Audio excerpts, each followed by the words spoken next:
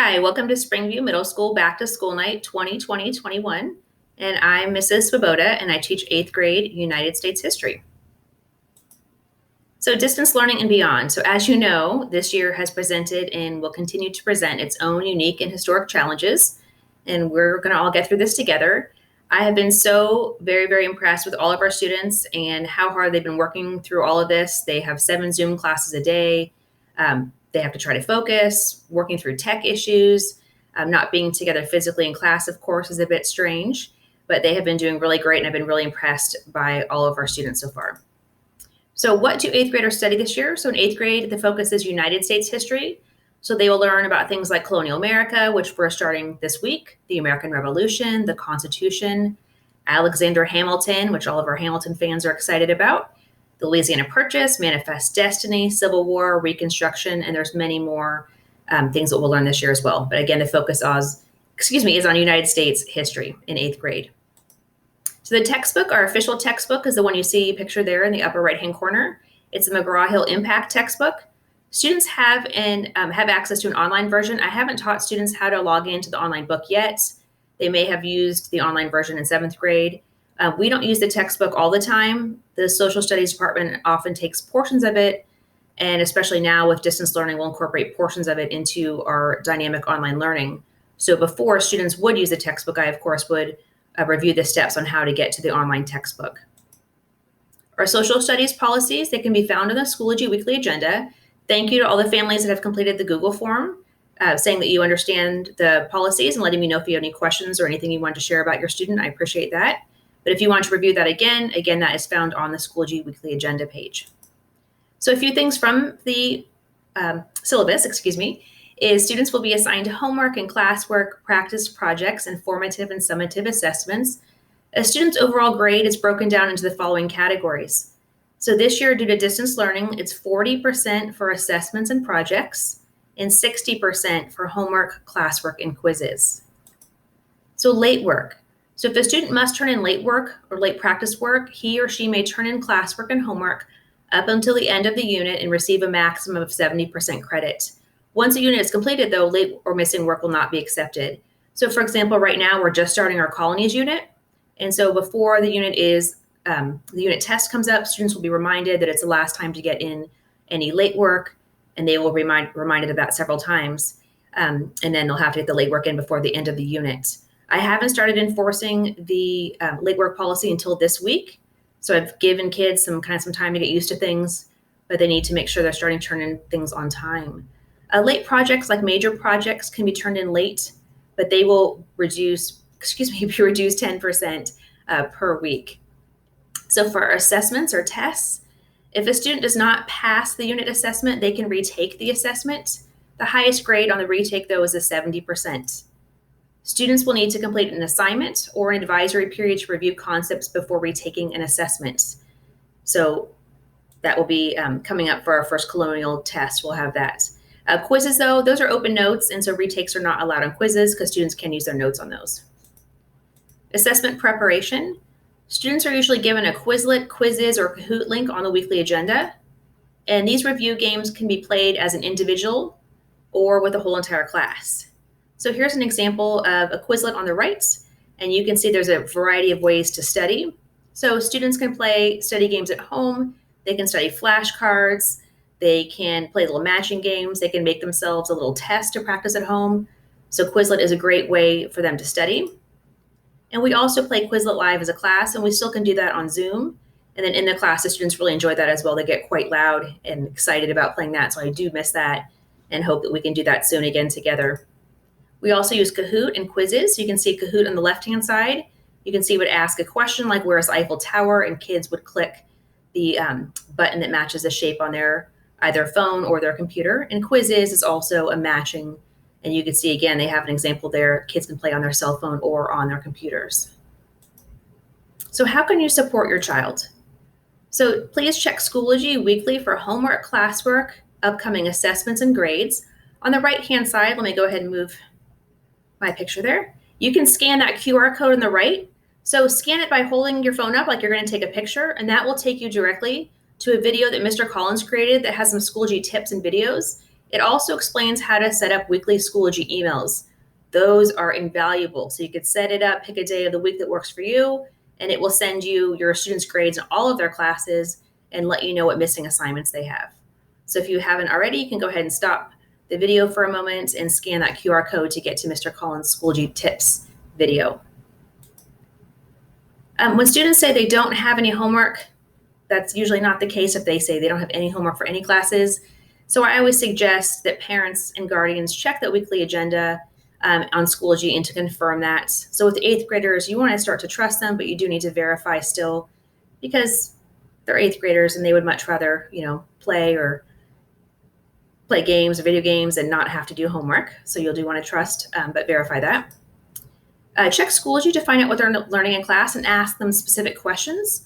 So things like, can you share your homework with me? Or can you tell me more about, colonial life or life in the Southern colonies? So when you ask students those kinds of questions, it helps them retain and comprehend the information. And also, of course, it gives you parents and guardians an idea as to what we're learning in class. So if you're wondering where the weekly agenda is, this is an example of the home page that you would open for my history course, and you can see it's right there. The picture is embedded there for you. And you can also see that there are some arrows down here at the bottom, slide 1, etc. And you can click on those and go to past week slides. So if a student was absent, they can click on that and see past weeks.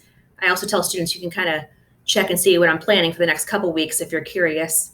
That's usually loaded there as well. But especially if you're absent, you can look and see what you missed in past weeks. All of the slides are always there.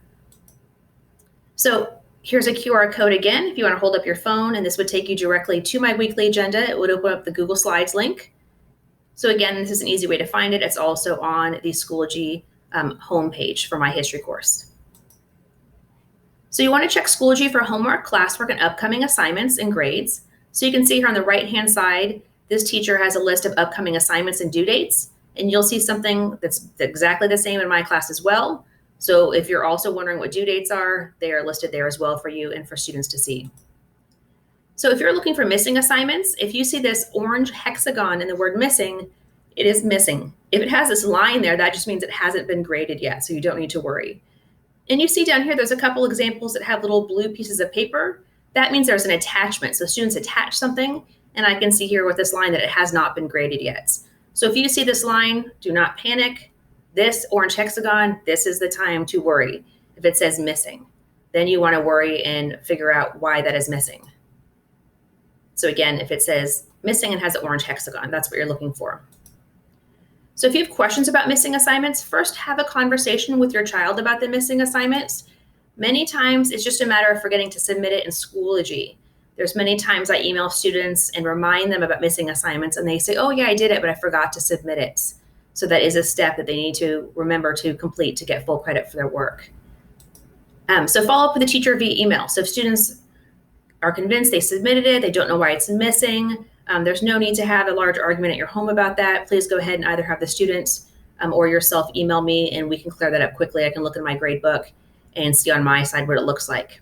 But it should look the same as you see on Schoology.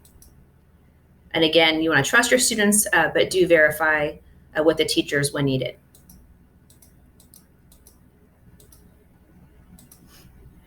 So the Modern Classroom projects. So when we're trying to determine this year how we are going to best benefit our students during distance learning, and then also during our hybrid model and beyond when we go back to school, we have, as an 8th grade history team, looked at adopting this instructional model called the Modern Classrooms Project. With this instructional model, students are able to learn at their own pace within each unit of study. Students will have some choice in how much they challenge themselves, as well as the ability to adjust the pace at which they learn their information.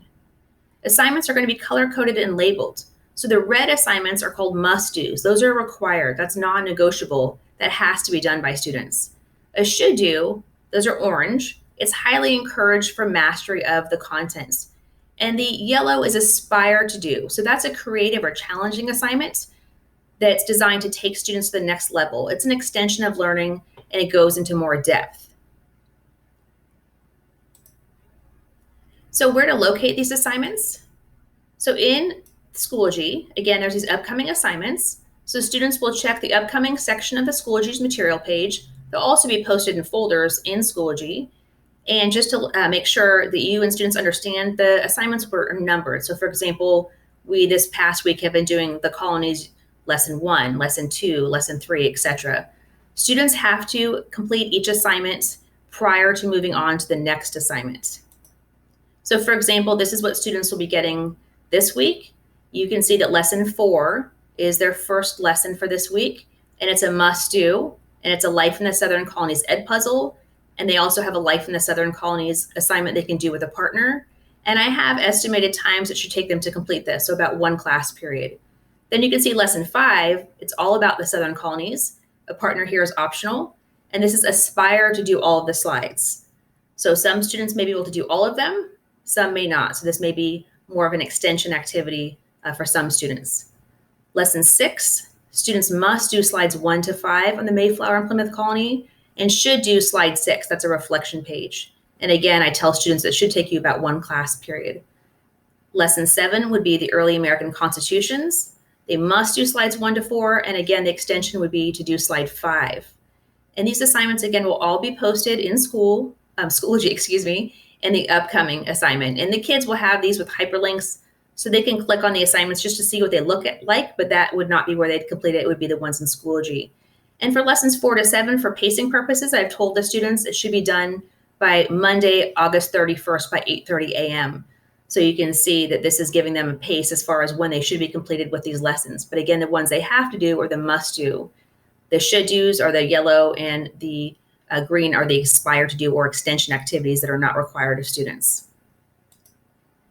So students are also going to be given a Do Now warm-up sheet to provide a daily check-in on their current progress on the unit and their social emotional well-being. So they'll complete this each day and tell me which lesson they're on, which one they plan to do next, and how they're feeling that day, and any questions that they have for me. That way I'm able to check in and see if kids are on pace, if they're behind pace, or if they need any assistance, or if they're ready to go on to a lesson that requires a partner. Then I'll be able to partner them up either via Zoom call or in person when we return to class in person or hybrid. If you have any questions, please contact me. Email is the best way. dswoboda@rocklandusd.org is my email address, and I will try to get back to you as quickly as I possibly can. And I thank you for watching this tonight. And if you have any questions, please do email me. Thank you.